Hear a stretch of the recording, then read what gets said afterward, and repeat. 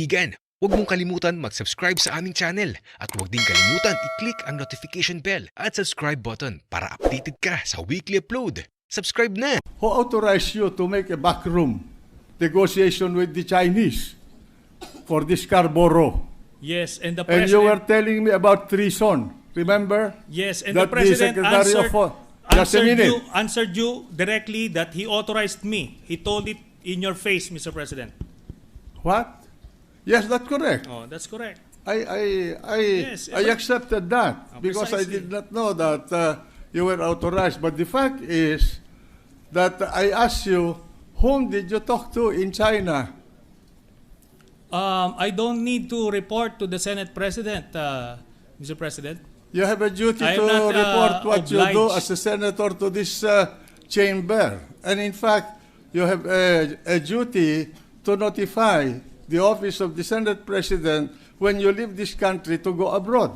But I did And not, the only time that I have authorized you is one time. I do not know how many times you have been to China. My understanding is you have been to China talking to the Chinese government for 6 times already. Yes.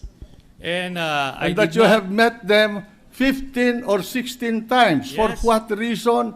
We do not know. Are you becoming a 5th columnist of the Chinese in this country? The Senate President is not privy to the backroom channel talks, and I'm not obliged in any way to I think divulge. you have a duty to inform the people. I have already informed the people, but not the Senate President. I'm not obliged to report to the Senate President.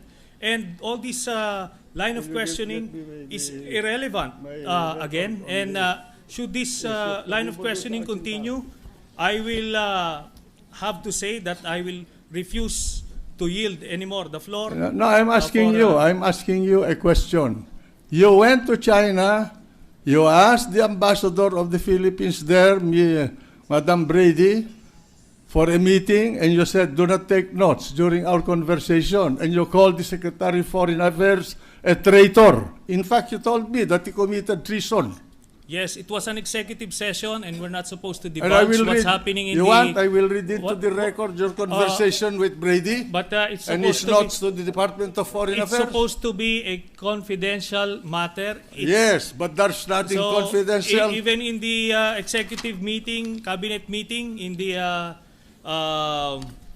cabinet meeting in Malacanang, Mr. President, I will refuse to answer if that's because going to be the line. Answer the no, questions because I'm going it's to ask going you to about be your improper meeting. in this particular interpretation. Because you cannot answer the questions I'm going to ask you. I can answer, but I won't be baited into that trap. You met the point here Brady, is, Mr. President, this is Mr. how I President, felt. may I request this gentleman Mr. President, in to that be case, admonished. I will refuse to yield the floor anymore. Well, for, in that case, I will read interpretation. into the record the notes that Mrs. Brady or Ambassador Brady wrote about your conversation with her in Beijing on August 12, 2012. You want me to read this? Point of order, Mr. President. You want me to read this?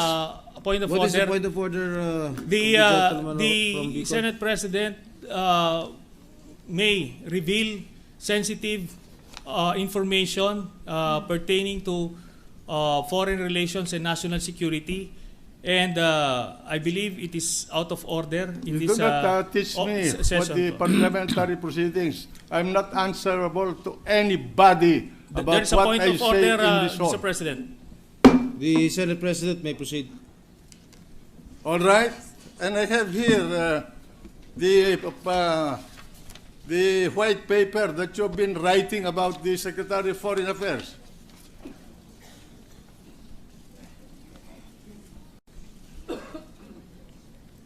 August 17 2012. He cannot take the hit. He's a coward. Senator Trillanes requested that no notes be taken. That's one. Two, what the Chinese want is to tone down the rhetoric. He met the night before. Mr. President, with the senior Chinese Point of order, Mr. MFA President. officials. Mr. President, excuse With me, the point of permission. order. Yes. Mr. The President. gentleman from Taguig. Just a point of inquiry and a point of order. Senator Trillanes had the floor, and he refuses to answer more questions. So the Senate President has all the right to continue and to speak if he rises on a point of personal privilege. Well, But- then I will take the... Yes, Mr. President.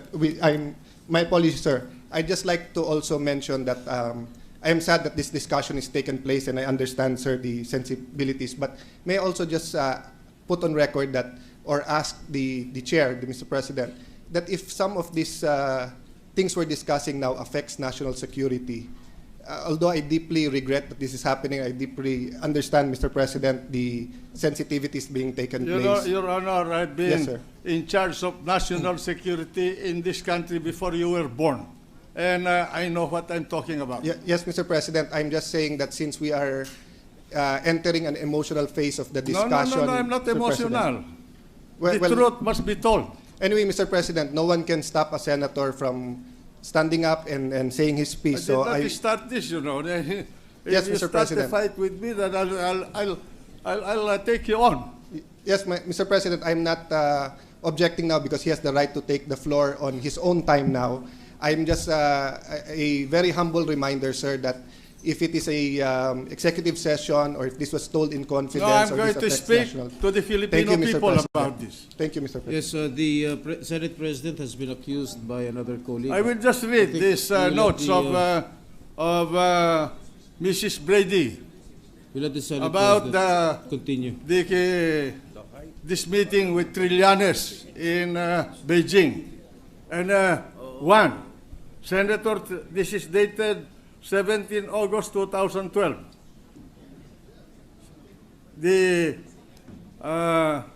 These are notes made by, I have it here with me, the official copy. But I had it enlarged because I have a problem with reading. And I will read it to you. Yes. This is my own time now. 1. Senator Trillanes requested that no notes be taken. 2. What the Chinese want is to tone down the rhetoric. He met the night before with senior Chinese MFA official, Ministry of Foreign Affairs. 3. Senator was initially approached by Executive Secretary. 4. When he got involved, it was in the height of the problem. He had to find out what was happening, so he tried to see whether this was a move of the Americans. He was suspecting the Americans as involved in the conflict. You know, it's irrelevant because you are telling falsehoods here. I take exception to that statement. I Mr. am President. saying you are telling falsehoods here Well, because there are records of our proceedings. Well, Mr. President. All right. Okay. Isn't it a fact that you are angry at me because you were asking me for an additional budget for your oversight committee, and I did not allow it? No, that is a falsehood, All Mr. right. President. Okay, but the record is Which such record? now. Which record, Mr. President? Which record, Mr. President? Can, if you want, if you are actually daring this representation, Mr. President, for us to take out the list that detailed the actual budget for all the oversight, we can go there, but I'm not inclined to, Mr. President. You know, Mr. Senator, I was the one who took you out of the rut where you were imprisoned in Camp Crame. I never did this before. I went out of my way to talk to people so that you can get back here in the Senate, and I guaranteed your presence here. But I'm not saying this because Precisely I want you're you saying to it, Mr. owe President. any favor to me. I'm just putting that on record to show the character of each one of us here.